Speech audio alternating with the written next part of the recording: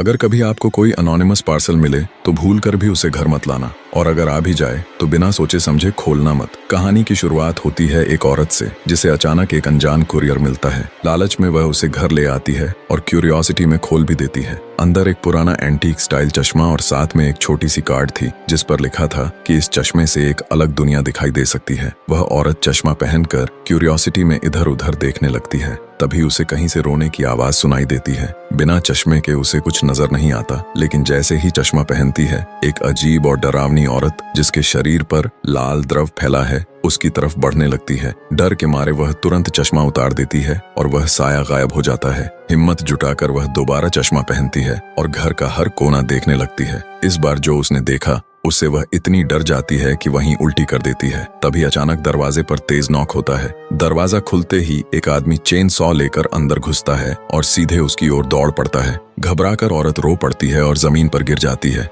लेकिन जैसे ही वह चश्मा उतारती है वह आदमी गायब हो जाता है। अभी वह थोड़ी राहत ही पाती है कि बेटे के कमरे की सीसीटीवी अलर्ट बज उठती है। घबराकर वह कमरे का दरवाजा खोलती है, लेकिन अंदर कुछ नहीं था, सिर्फ बच्चे को बहलाने की आवाज सुनाई दे रही थी। वह फिर से चश्मा पहनती है और देखती है कि एक औरत उसके बच्चे को गोद में लेकर उसे सुला रही है। वह तुरंत चिल्लाती है कि बच्चे को मत छुओ, लेकिन वह परछाई कहती है आवाज धीमी रखो। औरत जल्दी से चश्मा उतार देती है और वह साया गायब हो जाता है। मगर इसी दौरान दरवाजे के सामने एक और अजीब आवाज गूंजने लगती है। अब चाहे वह चश्मा पहने या उतारे, वो डरावनी शक्ल उसकी ओर तेजी से दौड़ कर आ रही थी।